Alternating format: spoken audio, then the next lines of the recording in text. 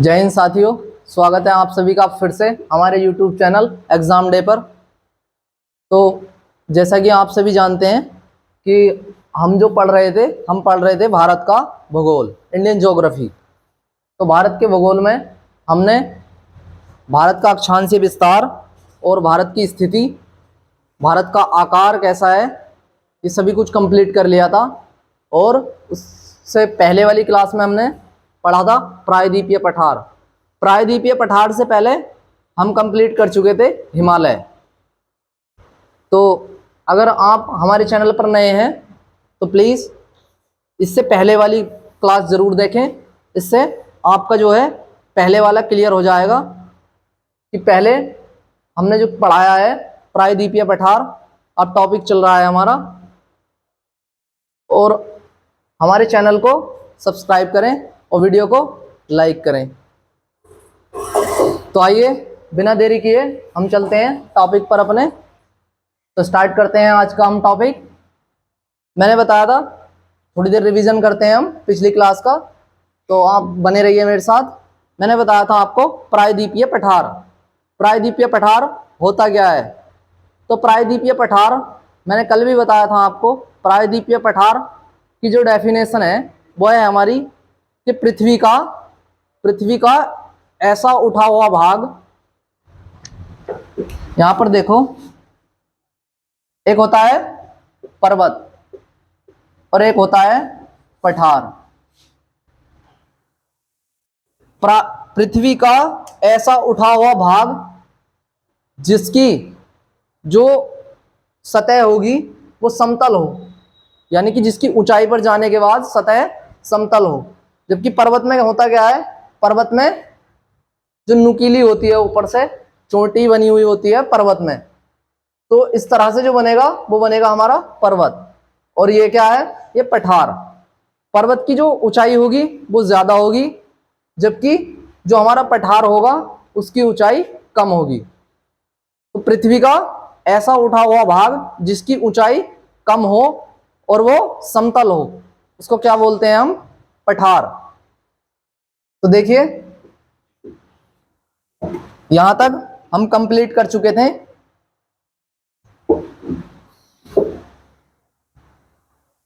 पठार में हमने पढ़ा था कि ये क्या है हमारी, यहां पर बंगाल की खाड़ी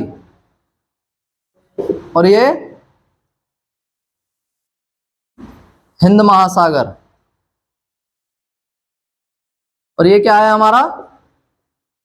अरेबियन सी, यानी कि अरब सागर। ठीक है भाई, हम इससे पहले वाली क्लास में कंप्लीट कर चुके हैं, तो आप इससे पहले वाली क्लास जरूर देखें जिससे कि आपको क्लियर हो जाए। आज देखते हैं हम, अब हम कर रहे हैं रिवीजन, 2 मिनट रिवीजन करते हैं इसका।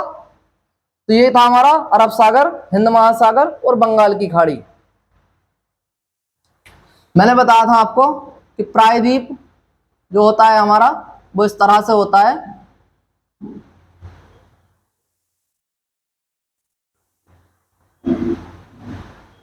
ये क्या है हमारा? प्रायद्वीप या प्रायद्वीपीय पठार। प्रायद्वीप भी बताया था मैंने कल आपको कि प्रायद्वीप होता क्या है कि 3 तरफ से भूमि का ऐसा भाग जो 3 ओर से जल से घिरा हो, उसको क्या बोलते हैं हम? प्रायद्वीप। क्या बोलते हैं उसको? प्रायद्वीप। लेकिन हम पढ़ रहे हैं प्रायद्वीपीय पठार। मैंने दोनों की डेफिनेशन आपको बता दी है। क्लियर है यहां तक? चलिए भाई आगे देखते हैं हम। तो ये क्या था हमारा? प्रायद्वीपीय पठार।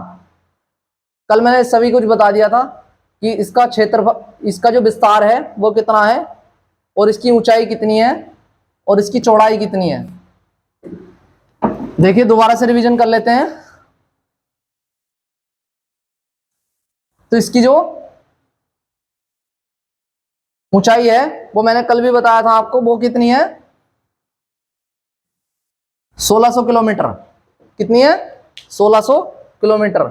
जबकि इसकी जो चौड़ाई है वो मैंने बताई थी आपको 1400 किलोमीटर। कितनी बताई थी इसकी चौड़ाई? 1400 किलोमीटर। और ऊंचाई बताई थी 1600 किलोमीटर। मैंने बताया था कल भी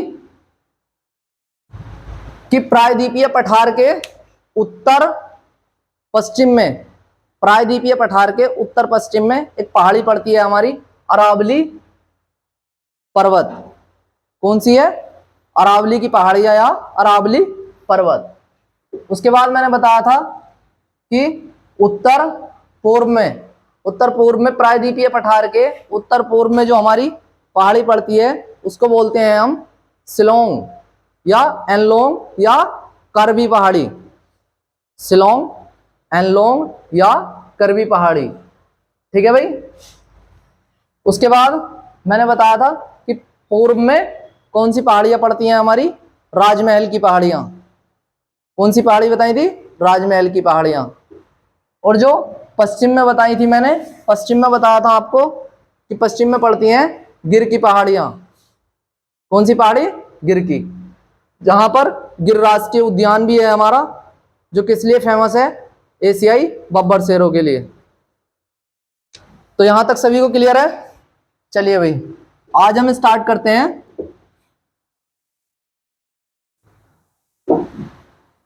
प्रायद्वीपीय पठार की पहाड़ियां।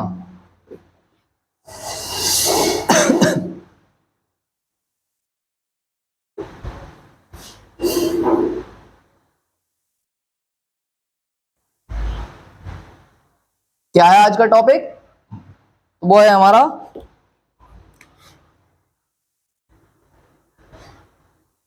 प्रायद्वीपीय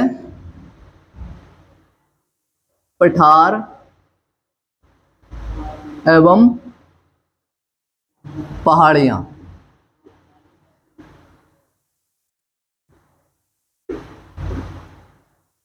प्रायद्वीपीय पठार एवं पहाड़ियां।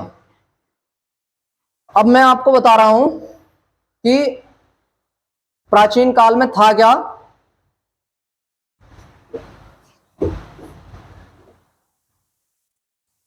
तो ये था हमारा, यहां पर एक नदी थी, एक नदी है, उसका नाम है नर्मदा। कौन सी नदी है भाई? नर्मदा नदी। तो यहां पर क्या था है कि जब मैंने बताया था हिमालय के निर्माण में कि हिमालय उत्तर की ओर खिसका, तो उस टाइम पर यहां पर पृथ्वी जो है चटकी हुई है यहां पर। तो इसको क्या बोलते हैं हम? इसको बोलते हैं नर्मदा भ्रंश। क्या बोलते हैं? नर्मदा भ्रंश। यहीं से एक नदी बहती है, वो है नर्मदा नदी। इसको नर्मदा भ्रंश बोलते हैं। अब ये भ्रंश होता क्या है? तो मैंने बताया कि जब हिमालय का निर्माण हुआ था उस टाइम पर ये जो उत्तर वाला जो एरिया था वो ऊपर की तरफ खिसका, जो प्लेटें थी वो ऊपर की साइड खिसकी। तो यहां पर जो बलय पड़ गई एक, यानी कि चटक आ गई पृथ्वी में। तो अगर प्रश्न पूछता है कि पृथ्वी जहां पर चटकी हुई है उसे हम क्या बोलते हैं, तो उसको बोलते हैं हम नर्मदा भ्रंश। ठीक है भाई। इसके बाद क्या हुआ?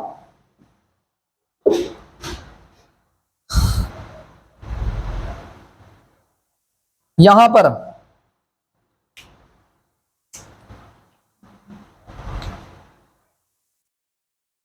पर एक पठार पड़ता है जिसको क्या बोलते हैं?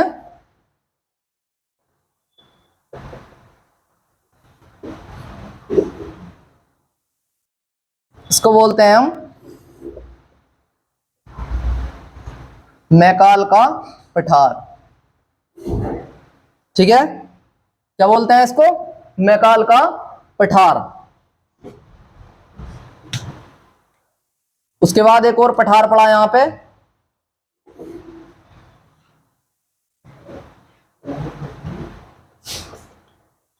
इसका क्या नाम था? मालवा का पठार। ठीक है, ये था हमारा मैकाल का पठार, ये मालवा का पठार। अब यहीं पर पड़ती है हमारी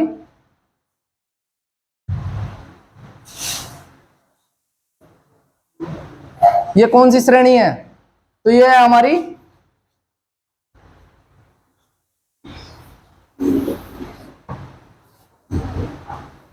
अरावली।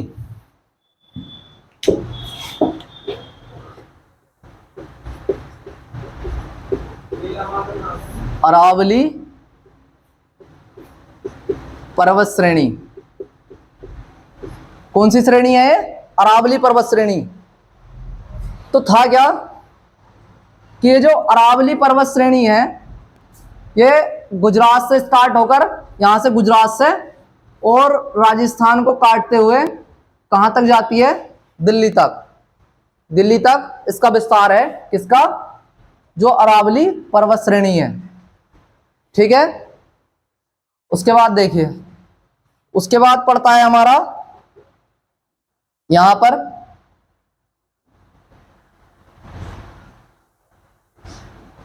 ये पड़ता है हमारा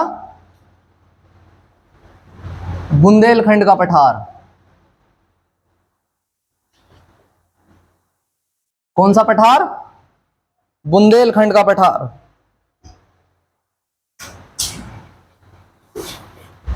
ये कहां पर पड़ता है हमारा? तो इस मालवा के पठार के बाद यहां पर आया हमारा बुंदेलखंड का पठार।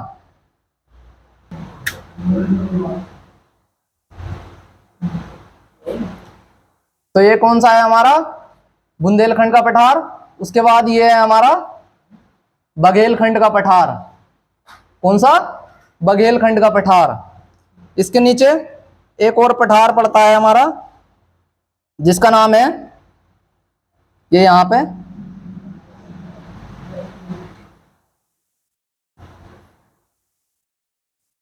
कौन सा पठार है? तो ये है हमारा छोटा नागपुर का पठार।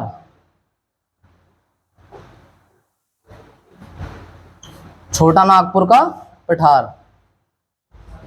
उसके बाद जो पठार पड़ता है हमारा, वो पड़ता है यहां पर, इसको क्या बोलते हैं? यहां पर पड़ती है उड़ीसा में महानदी बेसिन। क्या बोलते हैं इसको? महानदी बेसिन। कहां पर पड़ती है? उड़ीसा राज्य में। उसके बाद यहां पर मैंने बताया अभी आपको कि एक नदी बहती है यहां पर, क्या नाम है उसका? नर्मदा नदी। और ये घाटी कौन सी है? तो ये जो घाटी है वो है भ्रंश घाटी। ठीक है, तो भ्रंश घाटी से जो उत्तर की ओर बहने वाली नदियां थी, भ्रंश घाटी से जो उत्तर की ओर नदियां बहेंगी, तो मैंने कल बताया था आपको कि प्रायद्वीपीय जो पठार है हमारा, उसमें जो नदियां बहती हैं, अधिकांश नदियां, वो हमारी इसकी जो ऊंचाई है वो उत्तर की ओर अधिक होने के कारण जो हमारी यहां से निकलने वाली नदियां हैं वो बंगाल की खाड़ी में, ज्यादातर अधिकांश नदियां बंगाल की खाड़ी में अपना जल गिराती हैं। कहां पर गिराती हैं? बंगाल की खाड़ी में। जबकि जो ये जो हमारा भ्रंश घाटी है, भ्रंश घाटी से जो उत्तर की ओर नदियां निकलती हैं, उत्तर की ओर निकलने वाली जो नदी है भ्रंश घाटी से, वो कहां पर मिलती हैं? यहां पर गंगा नदी तंत्र में। यहां पर गंगा नदी तंत्र में मिलती हैं ये। तो मैंने कल भी बताया था कि अधिकांश नदियां अपना जल बंगाल की खाड़ी में गिराती हैं, जबकि सारी नहीं गिराती। कभी प्रश्न आ जाए कि बंगाल की प्रायद्वीपीय पठार की संपूर्ण नदियां जो अपना जो जल है वो कहां पर गिराती हैं?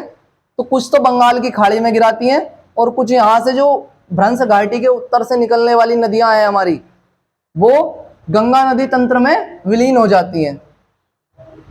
कहां पर? गंगा नदी तंत्र में।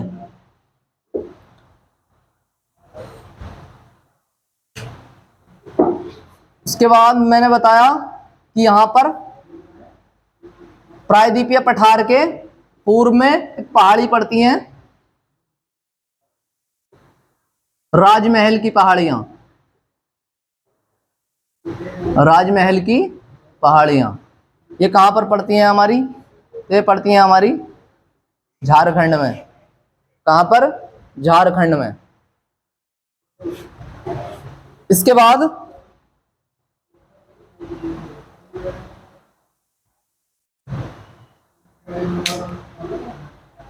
बाद जो पड़ती हैं हमारी वो ये यहाँ पे उड़ीसा में पड़ती हैं हमारी। कौन सी? तो वो है गड़जात पहाड़ी, या इसको क्या बोलते हैं, ऐसे भी हो सकता है गड़जात पहाड़ी। तो या तो गड़जात होगा या गड़जात पहाड़ी, इस तरह से पड़ेंगी। कहां? उड़ीसा में। उसके बाद देखिए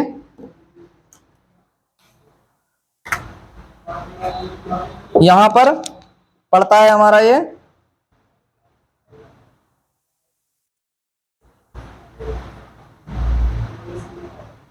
पड़ता है हमारा महाराष्ट्र का पठार। महाराष्ट्र का पठार। और फिर नेक्स्ट पड़ता है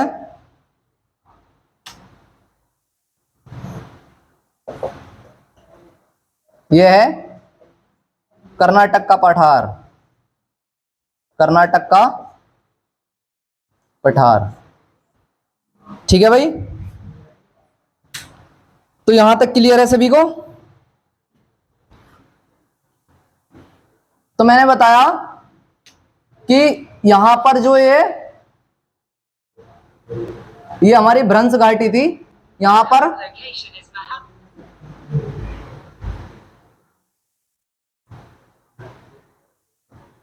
ये पड़ती है हमारी विंध्य पर्वत। और तो यहां देखिए भाई, जो हमारा उत्तर का भारत था, यानी कि विंध्य पर्वत से जो ऊपर वाला भारत था हमारा, उससे निकलने वाली जो नदियां थी, उत्तर की ओर से निकलने वाली जो नदियां थी, वो गंगा नदी तंत्र में विलीन होती हैं। जबकि जो ये हमारा विंध्य पर्वत है, उससे नीचे की जो नदियां थी, निकलती सब यहीं से हैं, भ्रंश घाटी से। भ्रंश घाटी से निकलने वाली जो अधिकांश नदियां हैं, वो अपना जल कहां पर गिराती हैं? तो वो गिराती हैं बंगाल की खाड़ी में। क्लियर है? बंगाल की खाड़ी में। उसके बाद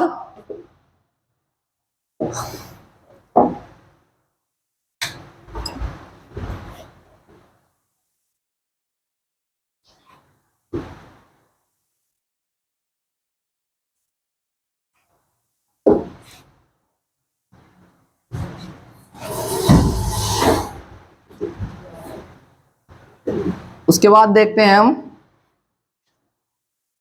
मैंने बताया अभी कि जो प्रायद्वीपीय पठार है हमारा, प्रायद्वीपीय पठार के उत्तर पश्चिम में कौन सी पहाड़ी पड़ती है? अरावली पर। कौन सी हैं? अरावली की पहाड़ियां या अरावली पर्वत।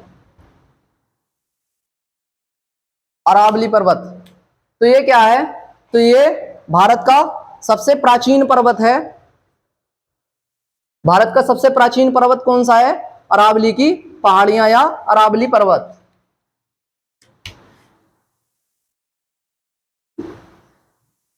अरावली पर्वत, क्या बोलते हैं इसको इंग्लिश में? अरावली माउंटेन। अरावली माउंटेन या अरावली पर्वत। अब ये अरावली पर्वत क्या है कि इसका जो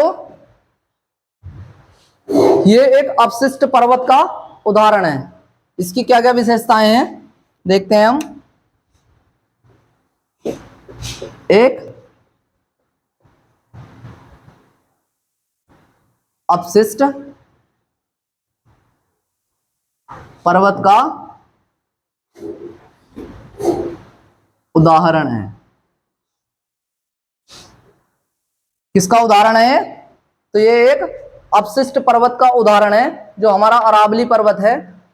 अब अपशिष्ट पर्वत होता क्या है?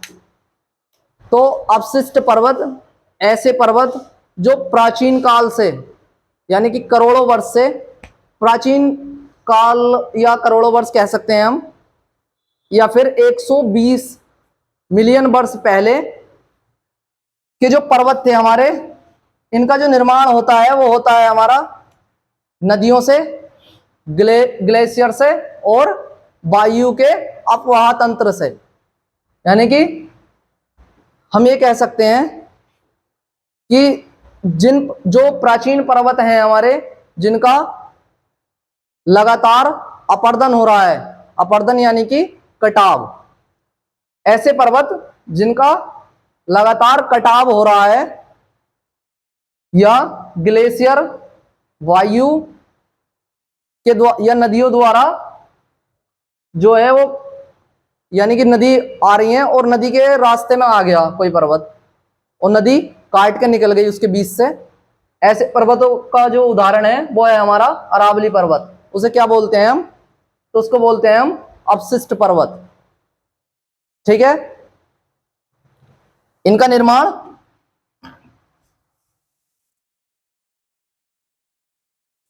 निर्माण मैंने बताया आपको कि कैसे हुआ है। तो वो हुआ है, सीधी भाषा में बोल सकते हैं कि हमारी जो नदियां वायु और ग्लेशियर के अपरदन के कारण निर्मित पर्वत को हम क्या बोलते हैं? अपशिष्ट पर्वत। तो अपशिष्ट पर्वत आपको समझ में आ गया? यहां तक क्लियर है सभी को? चलिए भाई नेक्स्ट पर चलते हैं हम। उससे पहले अगर आपने हमारी वीडियो को लाइक नहीं किया है तो वीडियो को लाइक करें और कमेंट करें और हमारे चैनल को सब्सक्राइब करें।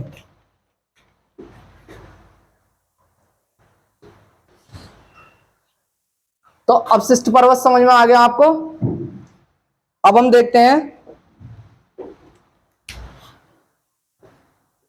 इसकी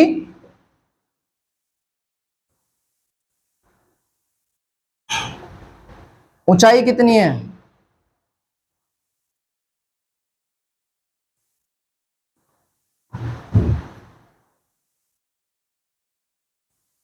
कितनी है भाई? बताओ, कमेंट में बताओ कितनी है इसकी हाइट। तो वो है भाई 800 किलोमीटर। इसकी जो लंबाई है वो है 800 किलोमीटर। अब ये जो हमारा अरावली पर्वत है, मैंने अभी मैप के द्वारा भी आपको बताया कि ये गुजरात के पालनपुर से लेकर और दिल्ली तक फैला हुआ है। गुजरात के पालनपुर से लेकर दिल्ली तक। ठीक है। और ये एक अपशिष्ट पर्वत का उदाहरण है। अपशिष्ट पर्वत भी मैंने बता दिया आपको। इसकी जो लंबाई है वो कितनी है? 800 किलोमीटर। ठीक है। आगे देखते हैं हम।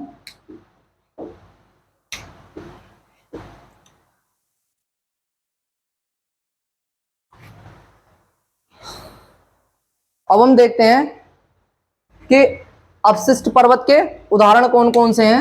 यहीं पे क्लियर कर लेते हैं इसको। अपशिष्ट पर्वत के उदाहरण। अपशिष्ट पर्वत के अंतर्गत कौन कौन से पर्वत आते हैं? तो यहां पर नोट करिए आप। वो है हमारा अरावली पर्वत। कौन सा है? अरावली पर्वत। उसके बाद अरावली पर्वत के बाद है हमारा नीलगिरी। नीलगिरी के बाद है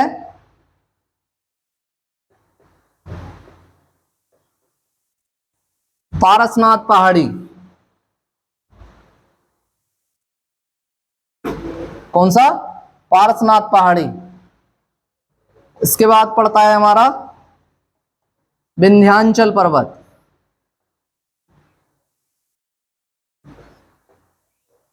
विंध्याचल पर्वत के बाद पड़ता है हमारा सतपुड़ा। कौन सा? सतपुड़ा। तो आपने देखा कि जो हमारा अपशिष्ट पर्वत है उसके जो उदाहरण हैं अरावली पर्वत, नीलगिरी पर्वत, पारसनाथ की पहाड़ियां, विंध्याचल पर्वत और सतपुड़ा की जो पहाड़ियां हैं मध्य प्रदेश में, वो पड़ती हैं हमारी अपशिष्ट पर्वत के अंतर्गत आती हैं। ये जो पहाड़ियां और पर्वत हैं इनका जो निर्माण हुआ है मैंने बताया अभी, अपशिष्ट पर्वत के उदाहरण में बताए हैं ये।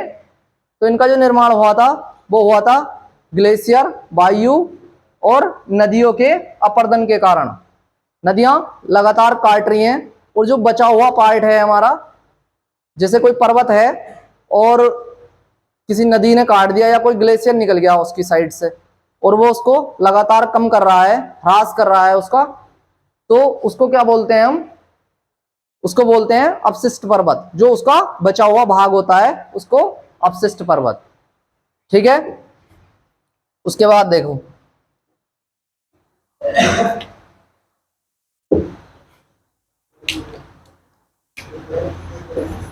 अब इसकी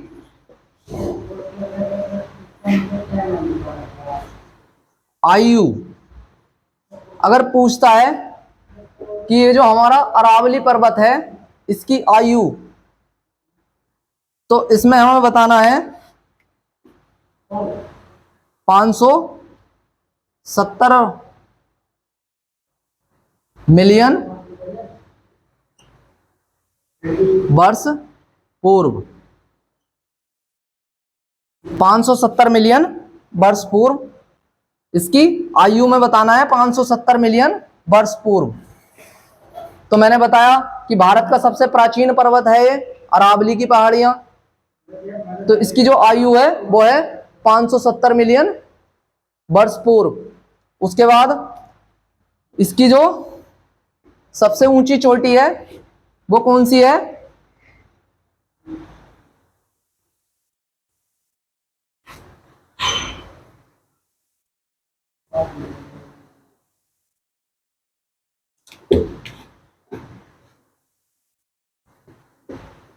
अरावली पर्वत की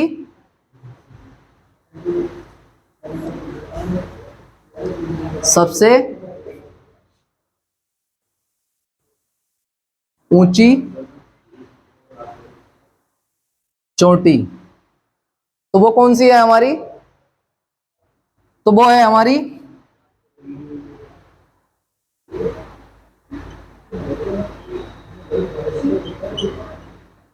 गुरु शिखर। कौन सी है भाई? गुरु शिखर। जो कहां पर कौन सी पहाड़ी पर स्थित है? तो वो है आबू पहाड़ी पर। कौन सी पहाड़ी पर? आबू पहाड़ी पर स्थित है। जो अरावली पर्वत की सबसे ऊंची चोटी है वो हमारी पड़ती है आबू पहाड़ी पर। उसके बाद जो हमारी आबू पहाड़ी है वहां पर एक और चीज पड़ती है, ध्यान रखना है आपको। वो पड़ता है दिलवाड़ा का जैन मंदिर। ये भी कहां पर पड़ता है हमारा? तो ये आबू पहाड़ी पर ही पड़ता है दिलवाड़ा का जैन मंदिर,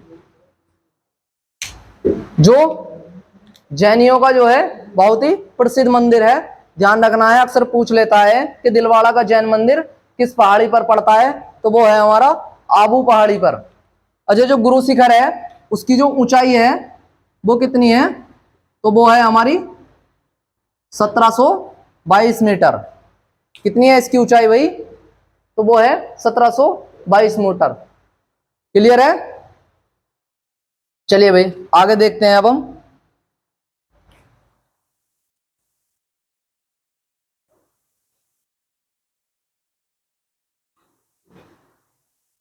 ये जो हमारी अरावली पर्वत श्रेणी है, इसके पूर्व में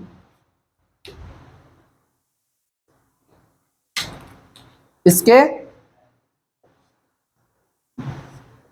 पूर्व में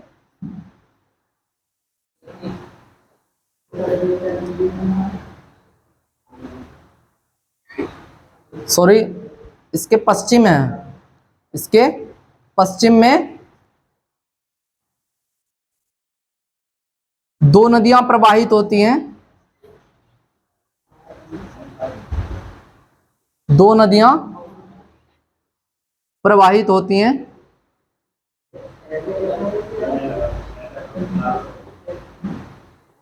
कौन कौन सी हैं वो दोनों नदियां? तो देखिए भाई, एक नदी है हमारी माही नदी और दूसरी है लूनी नदी। पहली है हमारी माही नदी और दूसरी है लूनी नदी। तो आप सभी को पता है, मैंने बताया था कि ये जो माही नदी है ये कर्क रेखा को दो बार काटती है। कर्क रेखा को काटने वाली जो नदी है वो कौन सी है? हमारी माही नदी। जो कहां पर है? तो वो है हमारी अरावली पर्वत श्रेणी के अंतर्गत है ये जो माही नदी है। इसके पश्चिम में प्रवाहित होती है ये नदियां, दोनों माही और लूनी नदी। तो जो माही नदी है इस पर एक परियोजना भी है, उसका नाम है माही बजाज सागर परियोजना। कौन सी है? माही बजाज सागर परियोजना। किस नदी पर स्थित है ये? तो ये है माही नदी पर स्थित। ठीक है, चलिए भाई आगे देखते हैं। अब हम इससे पहले वाली क्लास में मैंने ज्योग्राफी जो है, जो पहली क्लास है ज्योग्राफी, बिल्कुल स्टार्टिंग से स्टार्ट की है, यानी कि भारत का भूगोल हम शुरू से पढ़ रहे हैं। तो अगर जिन्होंने इससे पहले वाली क्लास से जरूर देखें, जो आपको हमारे चैनल पर मिल जाएंगी प्लेलिस्ट में। तो अगर आपने हमारे चैनल पर नए हैं तो, और आपने अगर हमारा चैनल सब्सक्राइब नहीं किया है तो प्लीज चैनल को सब्सक्राइब करें, और वीडियो अगर अच्छी लगे तो वीडियो को लाइक करें। हमारे जो चैनल है उस पर अलग अलग क्लासें मिल जाएंगी आपको। हमारी सीरीज चल रही है वर्दी की जंग। क्या है सीरीज का नाम? तो वो है वर्दी की जंग। भाई हमने ठान लिया आपको वर्दी दिलाने की, तो हमारी सीरीज का नाम है वर्दी की जंग। आप हमारे साथ बने रहिए, आगे चलते हैं अब हम। और वीडियो अगर अच्छी लगे तो मैं फिर से कह रहा हूं कि हमारे चैनल को सब्सक्राइब करें और वीडियो को लाइक करें। चलो भाई आगे देखते हैं अब हम।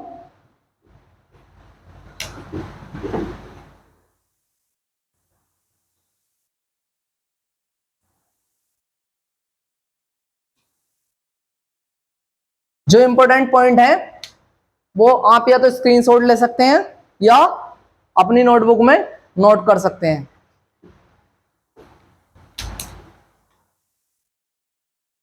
तो मैंने बताया था कि ये कौन सा राज्य है? गुजरात। इसी में बता देता हूं, गुजरात। और ये जो गैप है हमारा, ये क्या है? तो ये है हमारी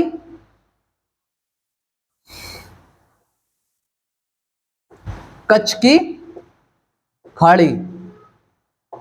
क्या है? कच्छ की खाड़ी। जबकि मैंने बताया था आपको यहीं पर एक जिला भी है हमारा राजस्थान का, जो क्षेत्रफल की दृष्टि से भारत का सबसे बड़ा जिला है, वो कच्छ। तो ये कौन सी खाड़ी थी? कच्छ की खाड़ी।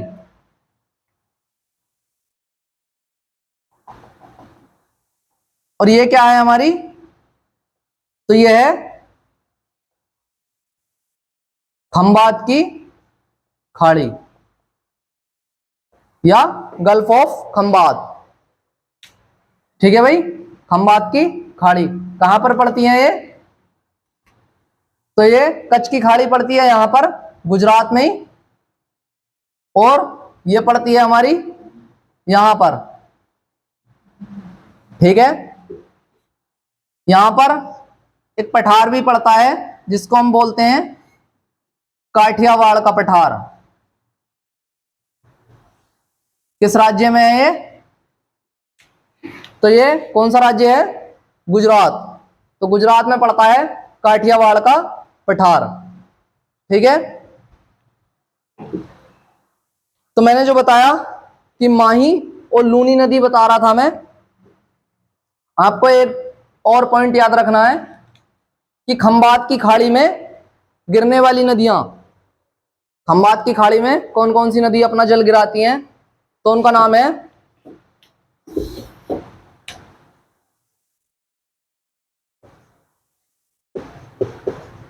साबरमती,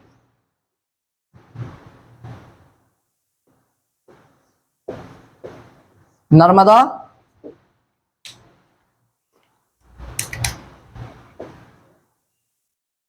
माही और ताप्ती।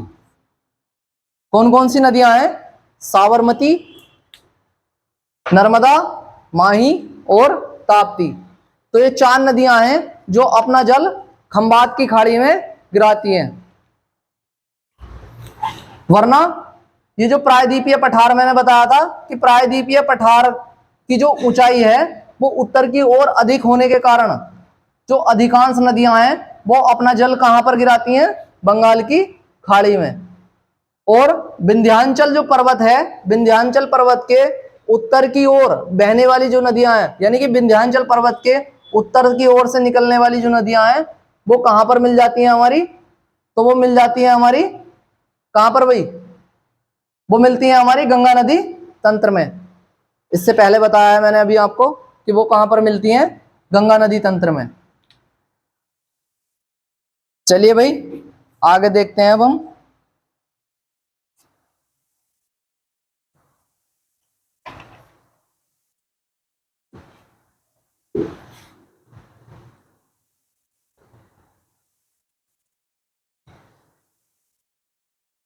नदियों का टॉपिक हम अलग से पढ़ेंगे, यहां पर आ गया तो मैंने बता दिया आपको, और अच्छे से कवर करेंगे नदियों को।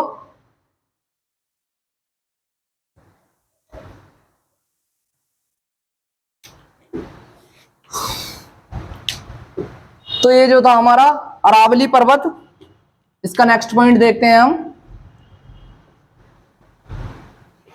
कि अरावली जो पर्वत श्रेणी है हमारी, उसका निर्माण,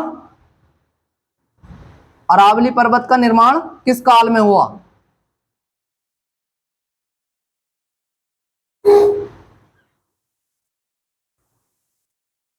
निर्माण किस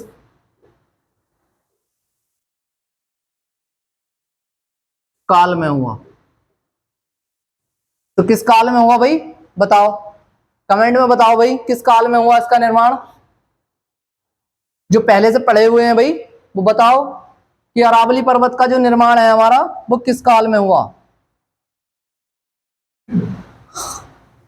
अगला है, एक और प्रश्न का उत्तर देंगे कि उदयपुर में इसे किस नाम से जानते हैं?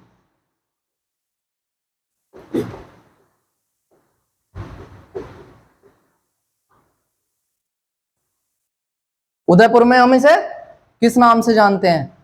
तो बताओ भाई किस नाम से जानते हैं? नेक्स्ट है हमारा, दिल्ली में किस नाम से जानते हैं? जो हमारा अरावली पर्वत है इसे दिल्ली में किस नाम से जानते हैं?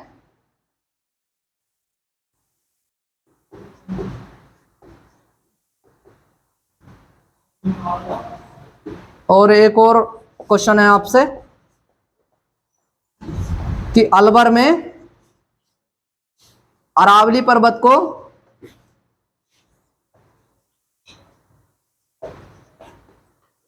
क्या कहा जाता है?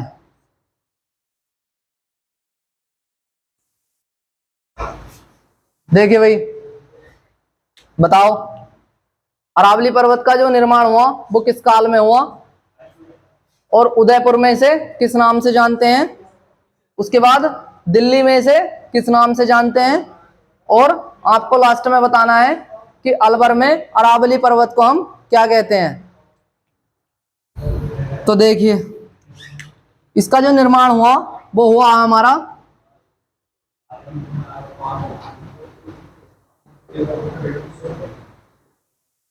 प्री कैम्ब्रियन काल में। किसमें? प्री कैम्ब्रियन काल में इसका निर्माण हुआ, प्री कैम्ब्रियन काल में। जबकि मैंने बताया था आपको हिमालय का निर्माण कब हुआ था। बताओ, कमेंट में बताओ, हिमालय का निर्माण कब हुआ था। उसके बाद उदयपुर में से किस नाम से जानते हैं? तो उदयपुर में हम इसको बोलते हैं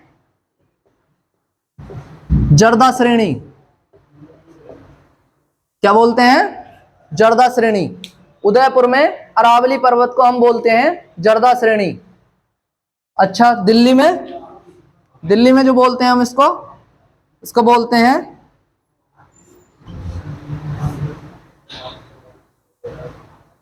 दिल्ली रेंज। क्या बोलते हैं इसको? दिल्ली रेंज। उसके बाद जो अलवर है, अलवर में क्या बोलते हैं हम इसको? तो अलवर में हम इसको बोलते हैं हर्षनाथ पहाड़ी। क्या बोलते हैं? हर्षनाथ पहाड़ी। यहां तक क्लियर है भाई? चलिए, उसके बाद देखते हैं हम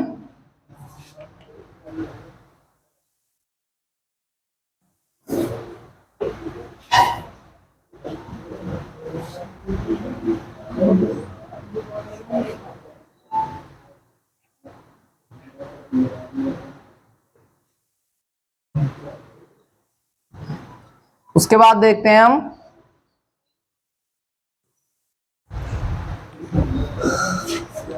ये क्लियर हो गया?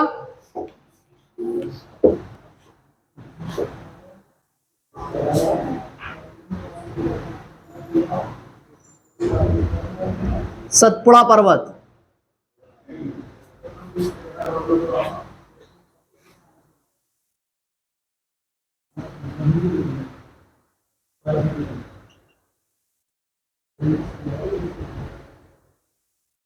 सतपुड़ा पर्वत, अरावली पर्वत सभी को अच्छे से क्लियर हो गया भाई। उसके बाद देखते हैं हम सतपुड़ा माउंटेन। अब ये क्या है? तो ये जो है सतपुड़ा पर्वत, इसका जो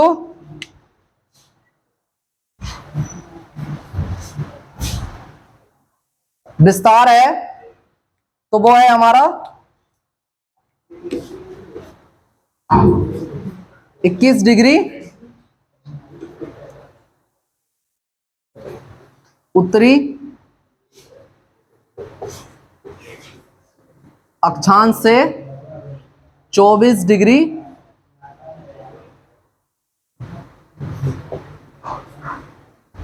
उत्तरी अक्षांश।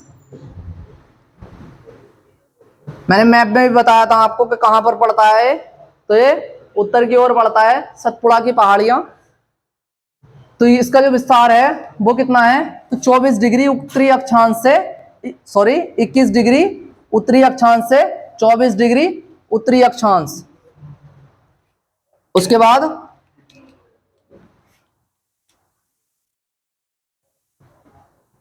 हम देखते हैं स्टेट कि जो सतपुड़ा की जो पर्वत है हमारा वो किस किस राज्य में पड़ता है, वो देखते हैं हम। तो वो है हमारा गुजरात, उसके बाद एमपी यानी कि मध्य प्रदेश, यूपी, यूपी के बाद छत्तीसगढ़, और छत्तीसगढ़ के बाद पड़ता है हमारा बिहार में। कहां पर? बिहार में। तो कितने राज्य हो गए? 2, 2 4 और 1 5। आप ये 5 राज्य याद रखेंगे कि सतपुड़ा जो पर्वत है वो किस किस राज्य में पड़ता है। तो पहला है हमारा गुजरात, दूसरा है मध्य प्रदेश, फिर उत्तर प्रदेश, उसके बाद है छत्तीसगढ़ और फिर बिहार। क्लियर है भाई? चलिए आगे देखते हैं।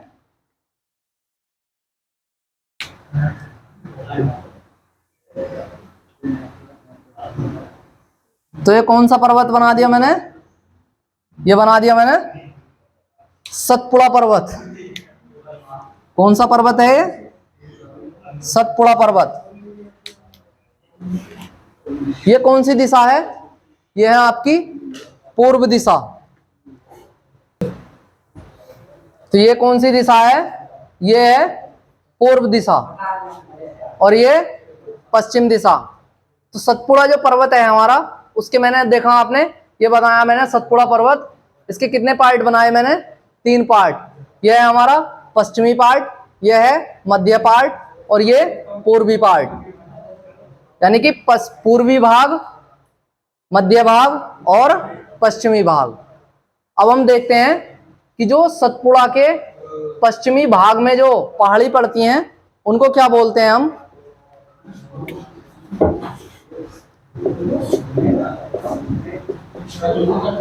पश्चिमी भाग।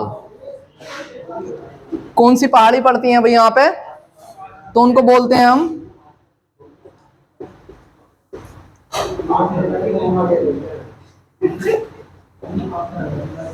राजपीपला हिल्स या राजपीपला पहाड़ी। क्या बोलते हैं? राजपीपला हिल्स। और ये कौन सा है? तो ये है पूर्वी भाग। यहां पर जो पहाड़ियां पड़ती हैं हमारी उनको क्या बोलते हैं हम? तो उसको बोलते हैं हम मैकाल रेंज। ध्यान रखना है आपको कि सतपुड़ा पर्वत के जो पश्चिमी भाग है उसमें जो पहाड़ियां पड़ती हैं उनको बोलते हैं हम राजपीपला हिल्स, और जो हमारा पूर्वी भाग है सतपुड़ा पहाड़ी का, उसके जो पूर्वी भाग में पहाड़ी पड़ती है उसको बोलते हैं हम मैकाल रेंज। क्या बोलते हैं? मैकाल रेंज। अच्छा, ये जो इसके मध्य भाग है, मध्य भाग, मध्य भाग में जो पहाड़ी पड़ती है उसको बोलते हैं हम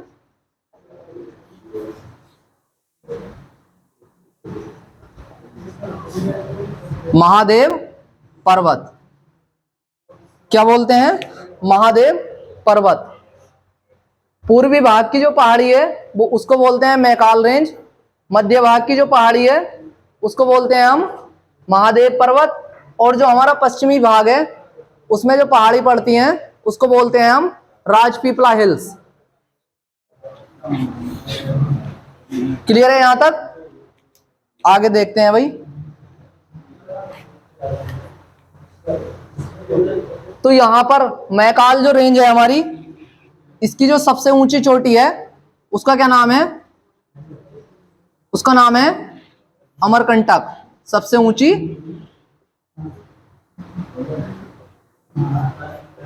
चोटी, मैकाल रेंज की सबसे ऊंची चोटी का नाम है अमरकंटक। अब आपको ध्यान रखना है कि इसकी जो ऊंचाई है वो कितनी है? तो वो है 1065 मीटर। 1065 मीटर। उसके बाद ये कौन सा भाग था? तो ये सतपुड़ा का मध्य भाग था जिसका नाम था महादेव पर्वत। तो इसकी जो सबसे ऊंची चोटी है महादेव पर्वत की सबसे ऊंची चोटी,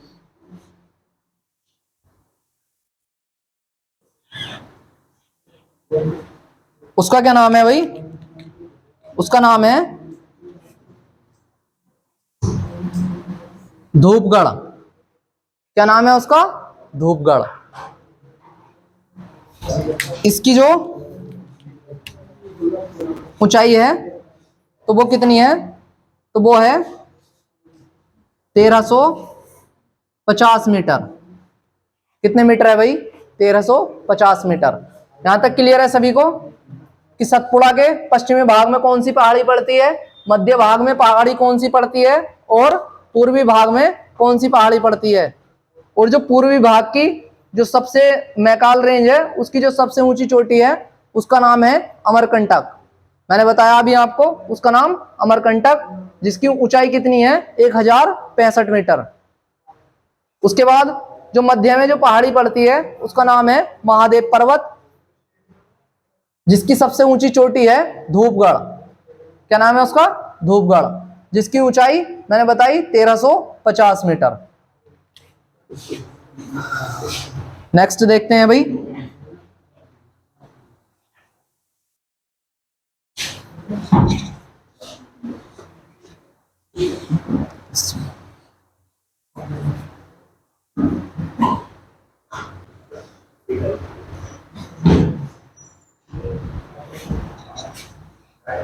तो क्लियर है यहां तक? पश्चिमी, पूर्वी और मध्य भाग की तीनों मैंने बता दी आपको। अब हम देखते हैं कि पश्चिमी घाट, अभी एक आया कि पश्चिमी घाट, यहीं पे देख लेते हैं हम थोड़ा सा। ये पश्चिमी घाट है क्या, यानी कि पश्चिमी घाट कितने राज्यों में फैला है ये? तो ये फैला है हमारा 6 राज्यों में, सॉरी। इसका जो फैलाव है वो कितने राज्यों में है? 6 राज्यों में। तो वो 6 राज्य कौन कौन से हैं आपको ध्यान रखना है। पहला है हमारा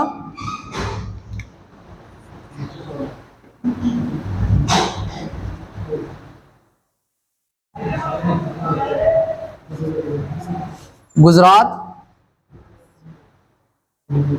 उसके बाद महाराष्ट्र, फिर गोवा,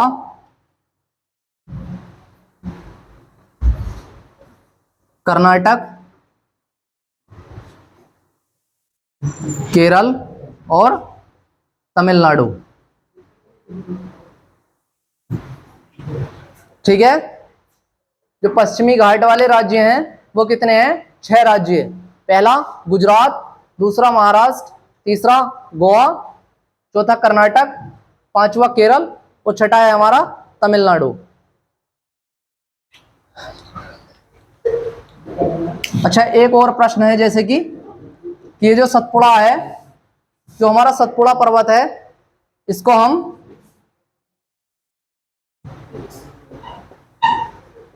इसके मध्य विस्तार को क्या कहते हैं?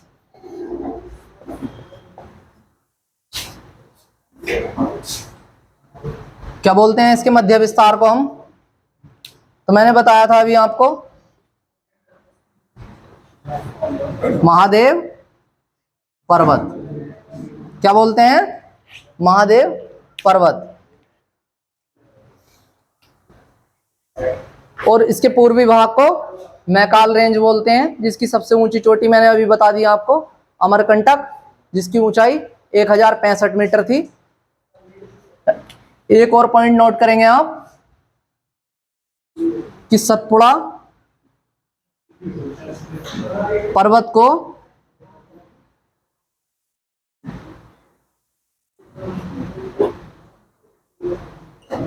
ब्लॉक पर्वत कहते हैं। क्या बोलते हैं हम इसको? और ब्लॉक पर्वत।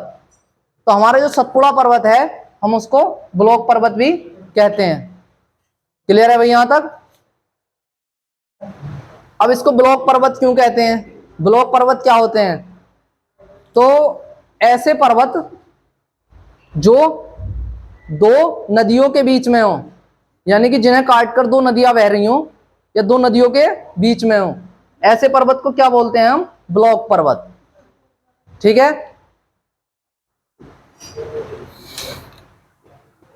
तो ये जो पर्वत है हमारा वो कौन कौन सी 2 नदियों के बीच है?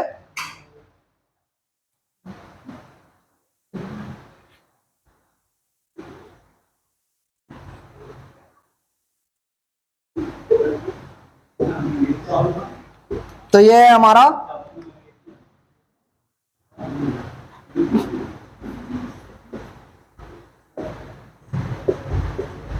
सतपुड़ा पर्वत, जो किन नदियों के बीच में है, तो वो है, एक है नर्मदा और दूसरा है ताप्ती। कौन सी? नर्मदा और ताप्ती। इन दो नदियों के मध्य ये पर्वत स्थित है, तो इसीलिए इसको क्या बोलते हैं हम? ब्लॉक पर्वत। आ गया समझ अच्छे से भाई? अच्छा, मैंने बताया था अभी आपको कि जो महादेव पर्वत है, महादेव पर्वत, ये सतपुड़ा का कौन सा भाग है भाई? बताओ, कमेंट में बताओ कौन सा भाग है ये? तो ये है मध्य भाग। कौन सा भाग है? मध्य भाग। इसकी जो सबसे ऊंची चोटी थी वो मैंने बताई आपको, धूपगढ़। क्या नाम था उसका? धूपगढ़। ये इसकी सबसे ऊंची चोटी थी, धूपगढ़। तो ये जो धूपगढ़ है, इस पर आप देखिए एक जगह पड़ती है जिसका नाम है पंचमढ़ी हिल्स स्टेशन।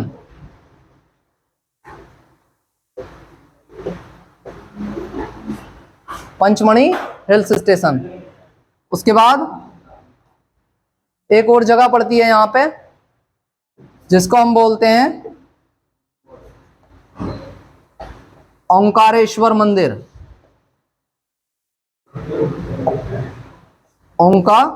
ओंकारेश्वर मंदिर। और एक नेशनल पार्क भी पड़ता है यहीं पे, कान्हा नेशनल पार्क।